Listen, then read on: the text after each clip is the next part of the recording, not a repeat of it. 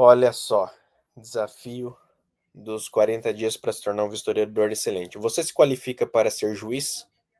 É essa pergunta aí que vai te ajudar a se tornar um vistoriador excelente. Por quê? Veja bem, vamos parar para pensar. Você tem que se tornar uma pessoa melhor para se tornar um vistoriador melhor. Então, às vezes, todos nós, a gente julga, né? Julga. Não sei se você reparou, mas muito dos ensinamentos que a gente traz aqui, ou todos, a gente se baseia em nossas crenças, nossos aprendizados. E muitos foi Jesus mesmo que ensinou. Jesus trouxe muitos ensinamentos que podem se aplicar em todas as áreas da vida, inclusive para você se tornar um historiador de imóveis excelente. E a gente pegou esses ensinamentos, esses conhecimentos que a gente aplica na nossa vida pessoal e também na nossa vida profissional. Está trazendo para vocês aqui um ensinamento que a gente pega muitas vezes de Jesus, ou todas as vezes, todos esses 40 dias, 40 pensamentos, de alguma forma a gente se baseou, se inspirou em algum ensinamento que Jesus deu, a gente está trazendo aqui para vocês, adaptando pro, para a profissão de vistoriador de imóveis. E essa questão acaba fazendo toda a diferença. Quando você fica só, por exemplo, você vê lá a vistoria de alguém, você fala, aquela pessoa não sabe fazer vistoria.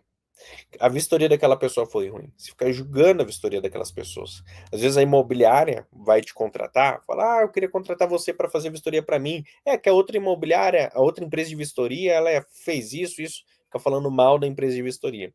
E você julga, você fala: essas empresas de vistoria tudo não presta, mas você não sabe. Você só está ouvindo a história do lado da imobiliária. Você já está julgando que aquela empresa faz uma vistoria de baixa qualidade. E aí, de repente, você vai prestar serviço para aquela imobiliária e você vê que a imobiliária é que quer fazer um jeitinho, quer fazer algo injusto, quer passar a perna, quer prejudicar o inquilino, quer contar mentiras, e você fala: não dá para fazer dessa forma a vistoria, não dá para ficar mentindo aqui na vistoria. E a imobiliária corta o serviço com você, arruma outro, e aí vai falar mal de você. Ou seja, às vezes o problema nem era a empresa de vistoria, a empresa de vistoria estava certa, você julgou a empresa de vistoria, mas o problema era a imobiliária que queria fazer cachorragem. Não sei. Então, cuidado é você ficar julgando outras empresas, a concorrência, a vistoria dos outros, se você não está qualificado para ser juiz. Alguém te colocou como juiz, você está com uma toga num tribunal para julgar aquela empresa de vistoria, aquele seu concorrente, aquela vistoria deles? Não, então não julgue, não julgue, porque você não vai querer que julguem também as suas vistorias ou a sua empresa sem ter todas as informações da situação. Então, nós trazemos hoje esse ensinamento para que você não venha julgar que uma imobiliária é ruim, julgar que uma empresa concorrente é ruim, não julgar que uma startup é ruim, julgar que os outros são ruins, só pelo fato de você ficar julgando. Né? Não podemos ser assim.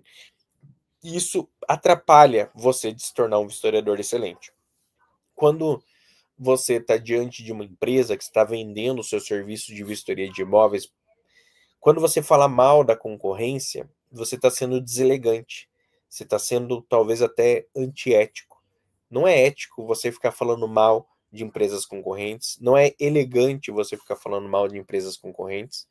E isso muitas das vezes faz essa deselegância, essa postura antiética de ficar falando mal de outras empresas concorrentes, faz muitas das vezes você perder de fechar contrato com aquela imobiliária, fechar contrato com aquela empresa. Eu, em muitas reuniões de negócio, muitas reuniões com imobiliárias que eu estava ali para vender o meu serviço, muitas das vezes a imobiliária começava a falar mal da empresa que eles falaram: não, tive muitos problemas com tal empresa de vistoria. Eles faziam isso, e a imobiliária rasgava a empresa de vistoria. Eu ficava com a boca fechada, eu não falava nada, eu não descascava, eu não falava mal, porque eu não tenho todas as informações e porque é muito deselegante eu falar mal. A imobiliária, tudo bem, ela fala que ela é cliente, ela tá falando algo que aconteceu, ela tá se queixando, ela tá falando para mim para que isso não se repita, para que eu não cometa os mesmos erros. Tudo bem, o cliente pode falar, mas eu, como concorrente, não posso falar mal, para eu não cair na deselegância, na antiética de ser de ter passar essa impressão e aí então até perder de conseguir o contrato com aquela imobiliária. E eu não vou falar dos outros, eu vou falar de mim. Lá, você falou que a empresa faz assim, assim, deixa eu explicar como que eu faço. Eu faço assim, assim e assim. Na prática, dando a oportunidade de a gente trabalhar junto, você vai ver que a gente busca entregar essa excelência e tudo mais. Então você vai, sem precisar ficar chutando cachorro morto, sem precisar ficar falando mal de uma empresa que o próprio cliente está falando mal. Você não precisa você se desgastar. Tudo isso faz com que você ganhe respeito, autoridade, porque eles vão ver que você não é como as outras empresas de vistorias que sentaram diante deles e começaram a falar mal de toda a concorrência e falar mal até da sua empresa, até de você. Não, você é uma pessoa diferente, você é uma pessoa elegante, você é uma pessoa que tem postura, você é uma pessoa que tem ética, você é uma pessoa íntegra. Então tudo isso vai fazer você ganhar pontos para com a imobiliária e até conseguir fechar mais negócios por uma postura de elegância, uma postura de integridade, uma postura de, de ética diante do mercado, diante da sua profissão, diante da concorrência, diante dos seus clientes. Isso faz toda a diferença para você se tornar um vistoriador de imóveis excelente. Então, não se esqueça que para você ser juiz, primeiro você tem que ter algumas qualificações para você poder ser um juiz que tem qualidades para julgar com equidade. Você precisa ter no mínimo 3 coisas. Primeiro, você precisa ser justo você mesmo, ou seja, fazer uma vistoria perfeita. Segundo, você precisa ser conhecedor das leis, você precisa dominar as leis que fala sobre vistoria de imóveis para locação. Terceiro, você precisa ter todas as informações sobre o caso e sobre a pessoa, o vistoriador ou a empresa de vistoria envolvida. Então, quem se qualifica para ser, diante disso, um justo juiz? Então, você vê que, às vezes, você está falando mal de uma empresa de vistoria, de um vistoriador, mas você não tem todas as informações do caso e da empresa de vistoria, do vistoriador envolvido, para você estar julgando. Então, você não deve julgar ninguém. Às vezes, nem você conhece todas as leis que envolvem vistoria de imóveis para locação para você estar dando um julgamento. Você não conhece as leis. E, às vezes, nem você mesmo faz uma vistoria de excelência. Você não faz uma vistoria e você está julgando o outro que não faz. Então, não julgue, tá bom? Não julgue para não ser julgado, tá bom? Então fica aí uma dica, um conselho para você se tornar um vistoriador excelente. A gente não deve julgar outros vistoriadores, a concorrência, outras pessoas. Não. Agora, existe uma coisa que a gente sempre deve julgar. A gente não tem que julgar pessoas, mas a gente deve julgar entre o que é bom e o que é ruim, para a gente fazer as melhores escolhas. Então, nós temos que julgar tudo. Tudo que acontece na nossa vida, na nossa profissão, a gente tem que julgar todas as coisas. E o que é aquilo que é bom, que traz um aprendizado, você retém para você. O que você vê que é ruim, que você não. Então você descarta. Por exemplo, às vezes a gente está aqui no nosso canal no YouTube, estamos ensinando. Tudo que é bom que nós estamos ensinando, você pega para você. Se a gente falou alguma coisa ruim, uma coisa que você não concorda, uma coisa má, então você não aprende. Por exemplo, eu falei para você assim: faça uma trate bem os seus clientes. Então você pega, opa, vou pegar isso, vou tratar bem meus clientes.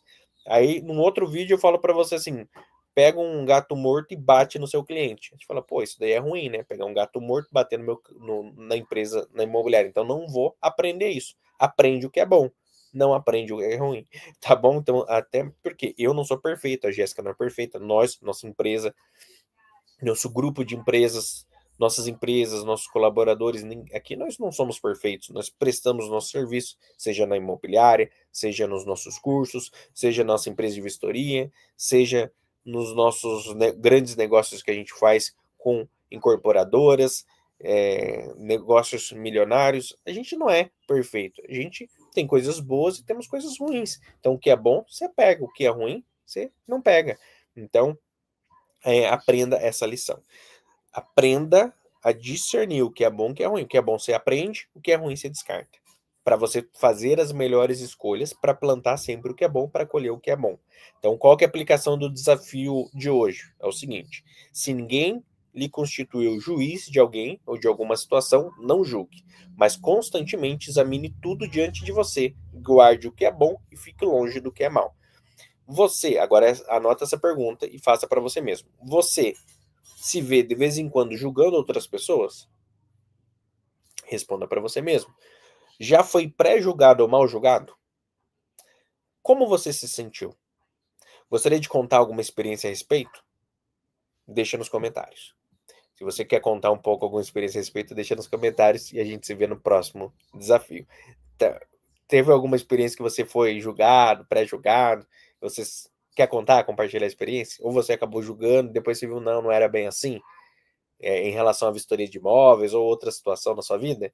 Coloque nos comentários como você se sentiu quando foi julgado injustamente, ou quando você acabou julgando injustamente e depois descobriu que não era bem aquilo que uma história sempre. Uma história sempre tem duas versões, né? Então sempre tem os dois lados da história. Eu tive um atrito com uma imobiliária. Eu vou contar uma história desse atrito. A imobiliária vai contar outra história. Então, é bom você ouvir as duas versões da história e você julgar. Então, aconteceu alguma coisa com você que você ouviu uma versão da história e já teve um preconceito ali, depois você viu que não era bem aquilo? Coloca nos comentários aqui e a gente se vê no próximo desafio.